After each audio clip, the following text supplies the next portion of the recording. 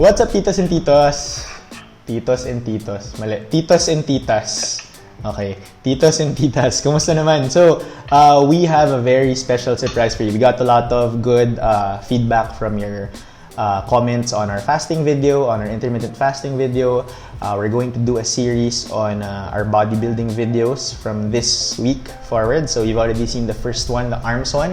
And maraming salamat sa lahat ng nanonood, lahat ng nag-subscribe. So we just hit a milestone and kung di dahil sa inyo, hindi yun magiging possible. So maraming salamat sa mga titos at titas na nag-subscribe. So today, meron kaming special for you guys. So you're not just going to be able to hear from me, pero maririnig nyo rin si Tito Ken at si Pamangkin Daniel. Since lahat kami coaches, we've dealt with our own share of clients. Marami kaming kanya-kanya naming mga tinetrain. Although we do share some common practices, pero syempre, yung experiences namin sa kanya-kanya naming mga kliyente is unique. No? Especially unique din siya kasi iba-iba rin kami ng style ng pagtitrain ng kliyente namin and ng mga whether athlete yun o na nagko-compete in CrossFit or functional fitness, or whether that is mommy na who wants to be fitter, or 45-year-old who wants to get back to their old shape or even better, back to when they were in their prime. So those are the things, no? We have a wide range of clients, no? So I'm sure makikinabang lahat dun sa mga experiences na ma-share namin sa inyong lahat. So without further ado, yan, si Tito Ken tsaka si Pamangkin Daniel. I'm sure kilala nyo na sila by now sa lahat ng videos namin. Alright guys, good job. Okay, so ang topic natin ngayon guys, tatagalogin ko for the sake of tayo-tayo lang naman dito, diba? So lahat ng viewers naman natin, mostly Filipino naman. So konti lang naman yung taga-ibang bansa. And I think konti lang talaga yung foreigner. Kahit yung nanonood sa atin sa ibang bansa, I think Pilipino ang karamihan dun. Okay? So, pagpasensyahan nyo na kung minsan Taglish, o minsan napapa-English kami kasi may mga terms kaming ginagamit na hindi pa siya nagagawa ng Tagalog terms eh. Okay? Or Filipino terms. So, pagpasensyahan nyo na. So, our topic for today is bakit hindi ka pumapayat? Okay? Bakit hindi ka pumapayat? Or bakit hindi ka nawawalan ng timbang? Para sa mga payat na, chill lang kayo. Next time, magkaka-topic tayo, bakit hindi ka nagkaka-muscles? Okay? So, ngayon, para sa ngayon, dun muna tayo sa bakit hindi ka pumapayat.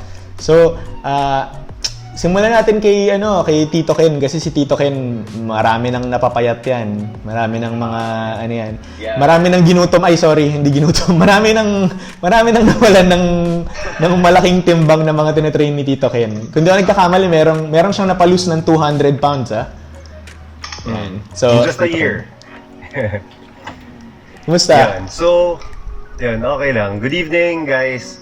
Yan. So, isa sa mga take ko pala dito, sabi nga ni Tito Jordy kung ano yung mga reasons kung bakit hindi pumapayat yung ibang mga clients or ibang students kahit na ano pa yung gawin nilang exercise. One point ko doon is they eat a lot of sugar. Yan. One point.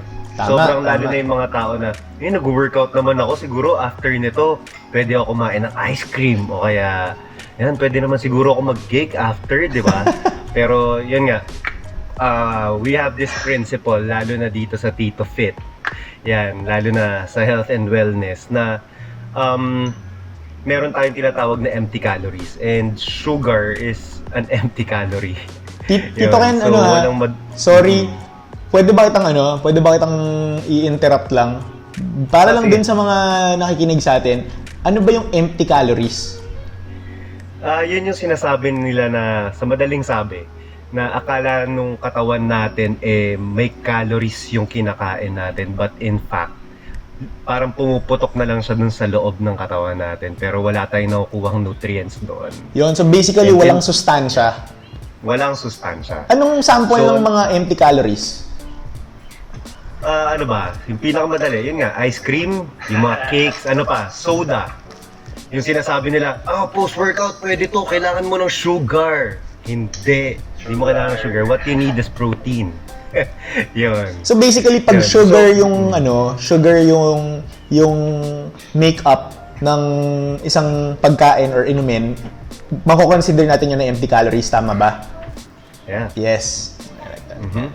So there, that's one point for me kung bakit maraming hindi pumapayat. Lalo na yung pag sinasabi nila nga na post-workout meal nila is chocolate and all. So better if ako yung tatanungin, better if after workout, kumain tayo ng mga pagkain na high in nutrients. Especially yan. Kung gusto niyo kung gusto niyo nga kumain ng matamis, sabi niyo nga, ako, I'd rather take rice kesa naman mag-chocolates. Lalagyan ng asukal tsaka condensed milk yung rice para matamis. Yun. And whey protein. Okay. So, yun. Napaka-importante yan. So, that's one point for me. Sugar. Si Daniel, anong mo? Ikot-ikot na lang tayo para ma-tackle natin. So for me, actually same kami ni Tito Ken. Yung unang point ko din na nasulat ever since talaga. Since, di ba, Filipinos are a rice culture. So usually, and from my experience din na mga na-coach ko, usually sinasabi nila na, coach, di na ako nag-rice. Di pa kami nagsastart mag-workout or kahit anong nutrition plan. Coach, di na talaga ako nag-rice.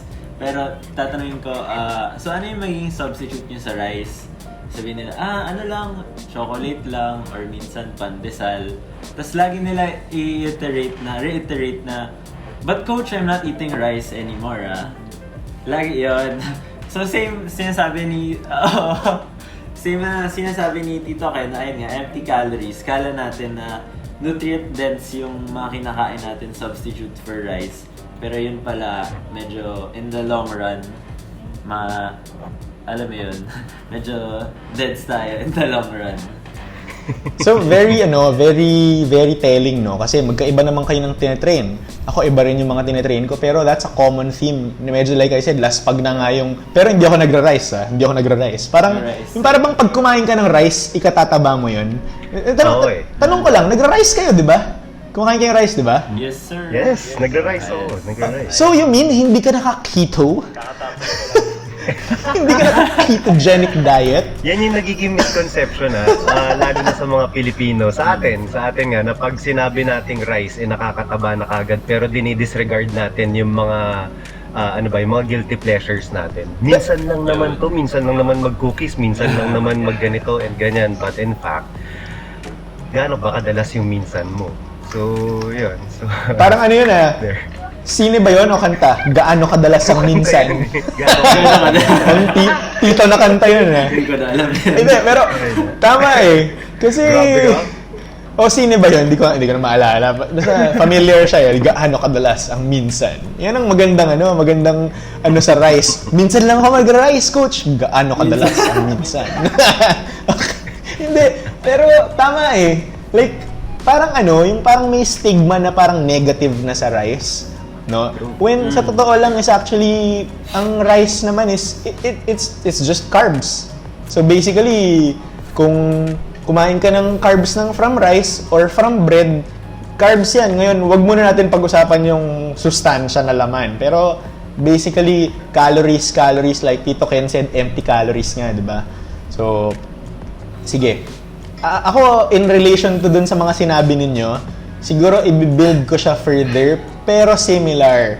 Lalo na ngayong ECQ, gagawin kong GCQ na pala tayo. Gagawin kong medyo napapanahon or relevant, no. I think kasi madaming 'di ba? Like sabi nga nila itong GCQ at ECQ, madaming naging online trainer. Diba? Yung mga alam na natin, yung mga hindi naman talaga trainer, hindi naman talaga coach, pero biglang coach na sila. Magic. Okay. Para lang sa kaalaman ng marami na ngayon pa lang kami napapanood or something. Ako, I've been coaching for 15 years na. 15 years na. Guys, wala pang Facebook, nagko-coach na ako. Okay. Si Tito Ken, I think, going on 10 years. Going on 10 years. 10 years. Si Pamangkin, ilang years ka na ba, Daniel? 6 4? 5? 6 years na? Ganun na kabil... 6. Oh my gosh. Well, okay, gano'ng 6 years katanda, din sa'yo. si Pamangkin Daniel, isa sa mga kinakoach ko, way back. Nung ano guys, nung wala pa siyang buhok dito at tsaka dun. Sa dibdib! Wala pa siyang buhok sa dibdib. Dito. Okay. Wala pang buhok sa dibdib. Anyway. Puberty. Yun. So sa akin, like I said, marami naging trainer. Ang isa pang naging default impromptu na parang profession na on the rise ngayong ECQ is baker. Okay? So naging baker lahat ng tao. And for some reason, everyone is baking or making their own sourdough bread. Now, for those of you na hindi alam, ang sourdough kasi meron siyang stigma na healthy. Okay? Na hindi ako kumukontra doon kasi in a sense, it is better than your store-bought bread. It's better than any gardenia, any ano pa bang mga sari roti, ano yung mga tinapay na nabibili sa tindahan. It's better than all of that, ang sourdough. Ngayon, let me panderegla. Yung sourdough kasi na-ferment yung yeast, yung wheat. So, ang nangyari nun is kasi yung wheat may phytic acid, di ba? Alam natin yung phytic acid. Yung phytic acid, ang ginagawa niya, hindi na-absorb ng katawan mo yung mga ibang minerals. Nagbabind siya sa calcium, iron, and magnesium. So, yung phytic acid, nagbabind siya to that, so hindi na-absorb ng katawan mo. So, yun yung isang downside ng normal bread dahil sa phytic acid niya.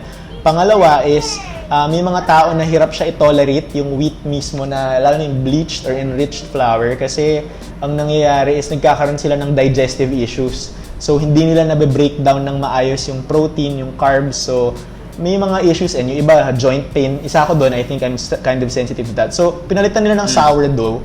Pero ang problema, so sourdough does not give you the issues normally seen, the negative issues with bread. But the problem is, at the end of the day, like Tito Ken said, it is calories. Okay? It is calories. Now, I wouldn't say empty. I wouldn't go as far as saying empty calories.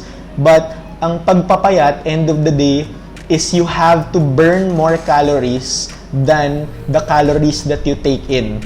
At the core of weight loss is a concept known as energy balance. At yun.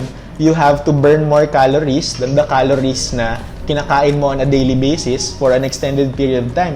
So, yung mga tao, kain ng kain. Sourdough donuts. Grabe yung feed ko sa Instagram tsaka sa Facebook. Lahat ng tao, namili ng sourdough donuts, namili ng sourdough whatever. Yung iba, gumawa na ng sarili nilang sourdough. And wag mo sabihin sa akin, hindi nila kakainin yun. Diba? So, syempre, kakainin nila yun. So, I think for me, as a modification dun sa points that you raised up, for ECQ context, I think yun yung one of the reasons kung bakit hindi pumapayat. So, it's too much bread, too much sourdough. Like we said, rice is not the enemy. It's the calories. Okay? And definitely, as far as calories go, pinaka walang gamit ngayong ECQ is carbohydrates. Kasi we're not active ngayong ECQ. Hindi tayo naglalakad, hindi malayo yung nilalakad dati. Unlike dati, tatrabaho ka, you're always on the go, nakatayo ka, so on and so forth. Ngayon, work from home, nasa bahay, workout ka, 45 minutes to 1 hour in one day. Kahit na nag-workout ka, yung activity level mo, hindi pa rin eh. So, I think that ties to my second point. Yun yung second point ko, ba't di ka pumapayat? Your intake of food is pre-ECQ, pre-COVID levels. Pero, yung activity mo, nagbago. Sobrang bumaba yung activity. Kasi nga, kagaya niyan, hindi mo na kailangan lumabas. Karamihan sa atin, hindi na kailangan lumabas or hindi pwedeng lumabas kasi hindi nag-comply sa law ng classroom. So, hindi ka pwedeng lumabas. So, yun yung tingin ko. yun yung second point ko. So, if Tito Ken, ikaw, anong masasabi mo? Ano pang isa pang reason mo kung bakit hindi sila pumapayat? Okay, second reason, siguro ngayon, nga kasi lalo na nandito na tayo sa bahay most of the time. Baka nalilimutan na nating matulog. Yan, so yun, lalo na sobrang relax natin and all, ang dami nating iniisip, ganito, ganyan and all. sa sobrang nare-relax tayo sa bahay, hindi natin napapansin na hindi na rin tayo nakakatulog ng tama. Nakatulog? Because of Netflix. May, Sleep. may hugot ka ba, Tito Ken? Hindi. May mga nag-aalaga ng bata. Nakatulog ako. Nakatulog ako ng oras. 10 p.m. Ay, naks, wow. Nagigising Akala ako. ko. Nagigising ako 5 or 6 a.m. And then, that's where I do my morning routine. Nag-workout ako, I meditate. Tapos I have my morning coffee as usual before I start my day. So guys, anyway, pinupuyat natin si Tito Ken kasi habang nire-record namin ito 10:40 na eh. Sleeping time niya na. Sleeping time na niya. Nagpapatede pa ako ng bata.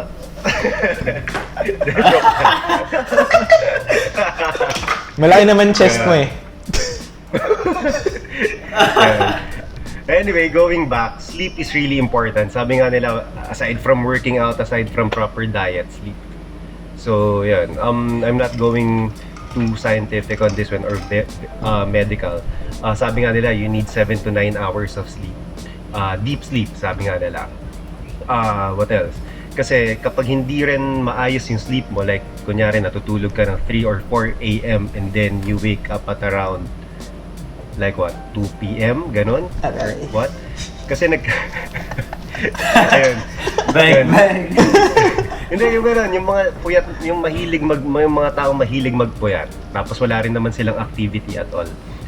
There is a disruption dun sa cortisol level na tinatawag natin. So, cortisol is a stress hormone na it has a good use. It's a stress hormone. Kailangan natin yan, lalo na kapag kunyari nag-workout tayo. Cortisol is good. But sometimes, yung tuloy-tuloy na pag-increase ng cortisol, Yung lagi siyang naka-elevate, di ba? Tama. Pag parati siyang naka-elevate, it may lead to weight gain. Yun. Chain reaction na siya eh. Magkakaroon ka na ng insulin resistance, ganon. Yun. Grabe, Anyway, no? basta magkakaroon ka ng... Yan. Grabe yung effect ng stress na chronic, yung laging stress na yung na hindi nila nare-realize na may effect yun sa pag ano nila. Tsaka ano rin, 'di ba? Pagka-stressed ka yung iba lalo na, pag nasa-stress sila, 'di ba, malakas sila kumain. Like they take it out on food. Kaya it's called stress eating, 'di ba?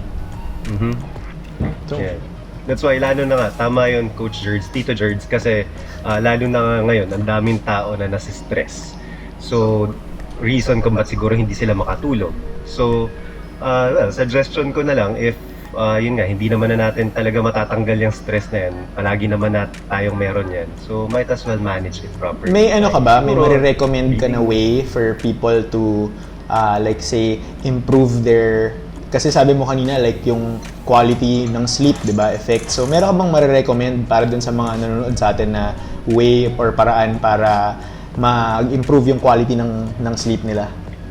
Sige. For the quality of sleep, sabi nga nila a good night's sleep starts when you wake up in the morning. Upon waking in the morning. Malalim So, yun, sir. better if you start your day early.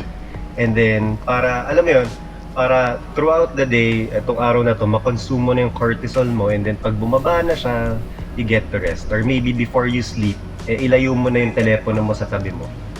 Blue light, exactly. Very basic. Blue light is Very also simple. blue light is is a sleep disruptor. So yeah, anyway. Kung hindi nyo kayang ilayo yung phone ninyo, siguro put it on airplane mode na lang. Actually, I think mas importante 'yon kasi kahit kung malayo siya, nagta-transmit pa rin siya eh. So yung tinatawag nilang electromagnetic field, 'di ba? Yung EMF na naka-disrupt 'yun ng naka-disrupt 'yun ng sleep. Total, 'di ba? I mean, karamihan sa atin maliban na lang dun sa mga talagang like mga frontliner, mga doktor, ganyan na kailangan laging on call. Karamihan naman sa atin, hindi naman natin sasagutin yung tawag sa atin paggabi, 'di ba? Ito actually sina-silent mode mo naman yung phone mo eh. Most of the time. So, yeah, might as well na tama nga yung sabi ni Tito Ken na i-airplane mode mo na lang kung hindi naman dapat. So that's it for my second reason. Si pamangkin. Yes, second reason, actually medyo same din tayo. Tapos, ito naman medyo more personal kasi nung start nung quarantine, syempre, medyo nawalan tayo ng activity. So, yung goal ko nung quarantine was to lean out or medyo lose na onting weight. So, yun nga, nasabi ni Tito Ken na when you're not getting enough sleep, well actually not getting enough quality sleep or yung deep sleep. Yeah. Minsan yung mas na lulus natin is yung lean muscle mass. Tapos tapos yung natitira sa atin, yung taba. Kaya minsan on point na yung workout, on point na rin yung nutrition natin. Pero minsan nagtataka tayo, ba't parang meron pa rin dito sa side? Guys, hindi ko alam sa Which inyo. nangyari Pero sa kasi akin yan. ako, nahirapan ako eh. Nahirapan ako maniwala eh. Kung kilala nyo talaga tong si Pamangkin Daniel, pag tinanggalan nyo ng t-shirt yan, parang hindi ka makapaniwalang may tabayan eh. Okay. Wala ka namang maano eh. Kaya yung sinasabi niya na parang may natitira, parang ewan ko, hindi ko sobrang macho nito eh. Meron sariling abs sa likod eh. Oh. Ay, grabe. May sarili siyang buhay sa likod eh. Oo eh. So ayun nga, mga 2 to 3 months after yung quarantine, napansin ko yun, grabe, on point naman nutrition ko, nag-workout ako, HIIT, tsaka bodybuilding. Pero, alam niyo, medyo may napipisil pa rin dito ako sa sides eh. So yun nga. So, gusto naman yata ng mga ano yun eh. rin. Gusto naman yata ng mga ibang millennials na girls na kailan mo yun. I don't... Yung sakto lang. Kidding So yun nga, I aside. came across this yung reading. Sabi niya, sleep deprivation decreases rin yung motivation natin to be active. Yeah. So, di ba, kunyari, napupuyat tayo, the next day, parang wala tayong gana to move eh. So yun, lack of sleep din na banggit ni Tito Ken, yung cortisol na hormone. So, tataas yung natin, insulin and glucose level, tapos matitrigger nga yung hormone natin ng cortisol. Tapos ayun, tataba na tayo, wala na tayong gana mag-workout, which leads to stress eating din. Ayun. Tama! That's my Hindi, side. joke lang. ibang YouTuber yan. Ibang YouTuber yan. Tama! Ay, sorry. Wrong channel. Not me. Sleep deprivation. Ako guys, I have to admit, ako night owl ako. Talagang ako yung gising na gising sa kasagsagan ng gabi. Like, matulog ng 1 or 2 a.m. is maaga sa akin. That's fairly early for me. I'm most active ng gabi. And if you set an appointment with me before 10 or 11 a.m., medyo I usually say no. Okay. I usually say no. But anyway, sa akin to keep that in check, no, kasi like baka sabihin ng iba na night owl sila. Ako, I still get my recommended hours of sleep, which is 7 hours of sleep. And then may ginagamit akong app to track my sleep quality. And based on yung app ng sleep quality ko, my sleep quality is consistently above about 75 to 80% naman. And on good days, I even get 80+%, 90+%. So, I'm okay with that. So, merong mga paraan, may mga ways para ma-circumvent mo yun. Pero, generally speaking, dapat mas maaga ka natutulog and mas maaga-aga nagigising. Pero, yun nga, case to case, iba-ibang klaseng tao. Ayan. So, mahirap talaga maging tatay. Kita niyo naman Tito Ken. Okay. So, my next point, actually my third, no, kasi my first one was yung sa too much carbs, and then I went to yung activity versus inactivity levels, no. So for me, yung last ko napansin ko na problema ng marami kong clients, or even not just my clients, pero yung iba nakakausap ko lang, like tatanungin nila ako, like Coach Jerdy, ano bang paraan, bakit ganito, bakit hindi ako gumaganito? And like you said, I don't eat rice. Di ba? May ganun sila. Laging may disclaimer. So, sa akin, ang third ko is actually, I think, at the end of the day, masyadong maraming, magaling tayo dyan eh. I think, ang mga Pilipino, pwede maging abogado lahat eh. Ang galing magdahilan eh. Alam mo yun? So, sabi nga dun sa isa ring channel na yun, pag gusto, may paraan. Pag ayaw, maraming dahilan. And that can apply to anything. That can apply to fitness as well. No? So, like, ang daming palusot. Like, bago tayo mag-ECQ, di ba? Bago mag-quarantine. Like, ang pinakamadalas na palusot na naririnig ko is bakit daw hindi sila makakain ng the right kinds of food, right food quality, was, Coach, lagi akong on the go. Lagi akong nasa labas. Wala akong oras magluto. Okay? So, pag uwi ko, hindi na ako makapagluto. I live in a condo, wala akong maid, so on and so forth. So, I just order Grab food or Food Panda, whatever, delivery, so on and so forth. Ang problema, okay, sige, minsan, alam mo yun, hindi mo naman kasi maaano eh. Like, if they're coming to you na parang gusto ka lang nilang kausapin para ma-absolve mo sila of their sins, na para kang pare, di ba? Parang lang ginagawang pare eh, na parang ikaw yung magsasalba sa kanila na okay lang yan. Hindi eh. So minsan, parang hindi mo na lang masyadong, kumbaga, parang okay eh, kung ayaw mo talaga, di ba, wala naman akong magagawa. Pero ito, nag-ECQ na tayo, nag-quarantine, magtatatlong buwan na tayo nasa bahay. The same people na to, hindi pa rin sila nagluluto. Makikita mo sa mga feed nila. Hindi na sila on the go na. Sila yung mga nagreklamo nung nag-ECQ, paano na kami? Paano kami kakain? Pero, lalaki ng sahod ng mga to. Alam mo yun, yung tipong walang problema sa pera. So, yung tipong yung feeling ko pag pupunta sila sa supermarket, ewan ko baka hindi marunong mamili ng talagang pagkain eh. Baka so, yung parang nag-ECQ na and they're still not cooking. Like literally sila nagpapayaman sa Grab, sila nagpapayaman sa Food Panda. So, kung meron siguro platinum level ng rewards sila na 'yon, 'di ba? So, parang ako yun. Parang at the end of the day your excuses or your lack of motivation, not really motivation, but your lack of desire and discipline.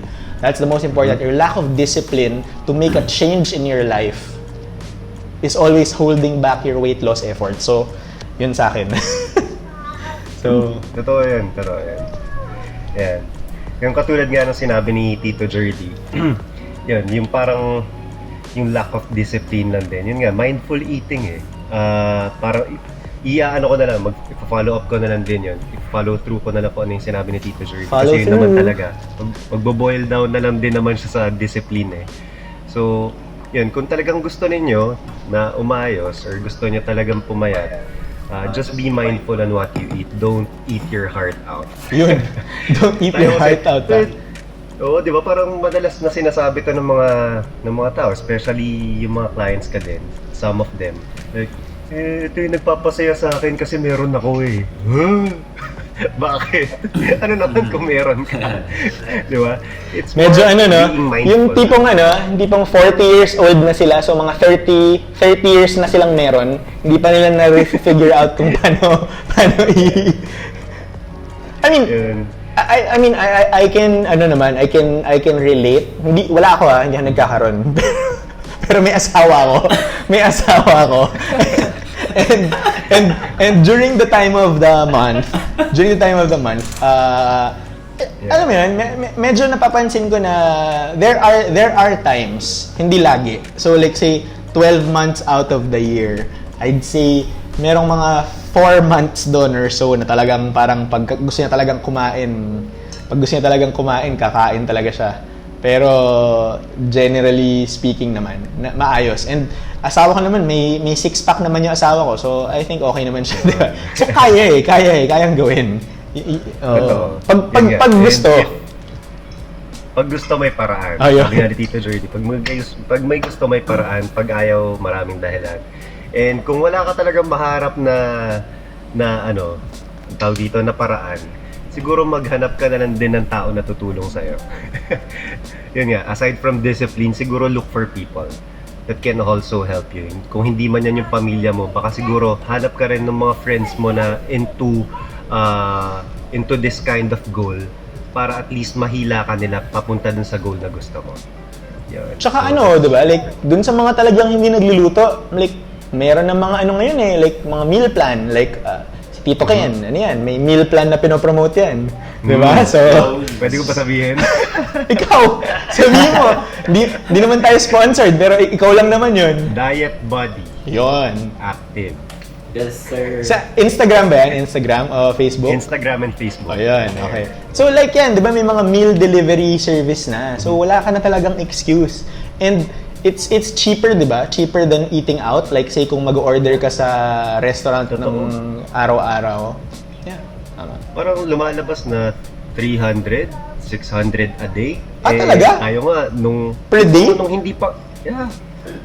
parang ganun na lang siya kamura ngayon kung tutuusin. Like, 300 to 600 pesos. So parang may range. Parang may ano, may range parang na. may yung lower end may 300, on the higher end may 600. Yeah, parang ganun. Gets. Dati kumakain tayo sa labas na parang pa-buffet pa tayo. Magkano yun? Oo nga, 1,200, 2,000 plus din. plus. Oo. Tapos kung ano-ano pa yung kinakain natin. So ganun lang din naman. Gumagastos lang din tayo. Gastusin na rin natin sa tama. Actually, napansin ko yun, no, na itong ECQ talaga, yung ano, food quality, yung dahil tumaas siya, I feel better. I mean, I used to eat at home cooked meals, pero I'd say like kalahati ng kain ko sa labas pa rin eh. So, pero ngayon talaga, halos wala na. Siguro sa isang linggo, once or twice na nagpapa-delivery pagka once or twice, pero the most of that luto rito sa bahay. So, si Pamangkin, anong ni Pamangkin? Yes, so rin, in relation din sa discipline, for me, yung last ko will be poor stress management skills. Since syempre, dito na tayo sa bahay. Tapos siguro lahat naman tayo naka-feel nun medyo hindi na natin alam kailan magiging modified ECQ, medyo ECQ ba or general enhanced community quarantine. So ayun, nasa stress tayo. So syempre yung cycle na if na-stress tayo, yun nga, nasabi ni Tito Ken and Tito George kanina, yung hormone na cortisol, i-release siya, tapos mag-gain weight tayo. Tapos after naman, mag-crave tayo for sugary foods. Syempre, milk tea. Kasi nangyari din sa akin to eh. Yun go-to ko yun, milk tea, tapos mga chips. Tapos after nun, syempre mapaparami tayo kasi syempre may ano siya eh, transitory na feel good, diba? Tapos after nun, may gain weight. Tapos usually, cycle na lang siya. Na-stress tayo, hanap tayo ng food. Sigurado kang pagkain usually yung sinasabi mo? Di ba? ko rin yun. Parang illegal yata yung Pagkain sinasabi ba? mo eh. Parang yung pagkaintindi ko sa kanya, parang ano eh. Parang ipinagbabawal yata yan eh. Ipinagbaba. So yun nga, super agree ako dun. It all boils down din sa ano natin, discipline at saka yung motivation natin, yung drive. Kung gusto talaga natin mag-change ng lifestyle. Galing. Gusto ko yun. Discipline and drive na gusto mo talagang mag-change ng lifestyle. Yeah, kasi, alam mo yun, di ba yung maraming tao sinasabi nga nila, sabi nga ni Tito Ken kanina, di ba yung namomotivate or hindi ako namomotivate or ganyan. Eh actually, motivation, sobrang konti lang kasi nun. Hindi ka pwede mag-rely talaga dun eh. Nabanggit na natin yun sa isang video natin dati. Yes. Na sobrang short supply ang motivation. Ang talagang importante is commitment and discipline eh. Na sabi naman ni Pamangkin eh, no? So, I guess, sana mukhang yun na yun, no? I think that's quite a lot to digest. Each of us gave 3. Each of us gave 3 points, no? Just to review, Tito Ken, can you give your 1, 2, 3 again para lang ma-review natin? May 1, 2, 3 again kung bakit hindi pumapayat is 1, sleep. Tama, right? Sleep. Nawala tuloy. Proper community. And nawala tuloy yung Sugar, yung una mo. Sugary foods. Yun. Sugary foods. Sleep. And your proper community. Si Daniel, ano nga ulit yung pamangkin? So first ko yung about sa rice, let's put it lang. Mindful eating. Hindi, rice. and sleep. Okay. Sa rice. So, mindful eating, tapos sleep, at saka yung sa stress management. Stress management. Oh, nice. So, yun. On my end, it was empty calories similar to kay Tito Ken with focus on rice substitutes. No, breads, whatever else you want to substitute for rice. Rice is not the enemy, guys. Rice is not the enemy. Yes. An over excess of calories is the enemy, wherever that may come from. Okay. My second one is yung activity levels are not coinciding with your food intake levels. So basically an energy balance issue. And then yung pangatlo ko was yung too many excuses, no? Meron akong bonus. Meron akong isang bonus para sa mga viewers natin. Yan, may bonus lang ako. I'd say it is the lack of information and misinformation. Yung masyadong maraming information. So, alam niyo guys, ako as much as possible wala naman akong pinapatamaan dito. Pero marami akong kilala sa tagal ko sa industriya, no, na lahat na lang ng usong Jetta sinakyan. Kung naalala nyo, 10 years ago, around 2010, nauso yung raw plant-based diet. Nauso yun, raw plant, yung hindi pwedeng nahiheat yung pagkain. Tapos, nasabay dyan yung mga juice cleanse. So, nasabay yan. Okay. Tapos, sinakyan nila yun. Sabay sila doon. Siyempre, Pinoy tayo. Alam mo yun? Kung anong uso sa ibang bansa, kaya nating sabayan. Okay. Pangalawa nun, nung 2000, I'd say mga 2012, 2013, 7-8 years ago, nauso naman, paleo. Kasi nag-peak ang CrossFit, di ba? Nag-peak ang CrossFit. So lahat ng tao, paleo this, paleo cookies, paleo everything. Wala rin, sinakyan pa rin. Tapos, maybe mga sikat na sikat. 5 years ago, keto. Nauso na si ketogenic. Ayan. Yung mga Titogenic. Doon tayo sa Titogenic lang tayo. Hindi sa Titogenic.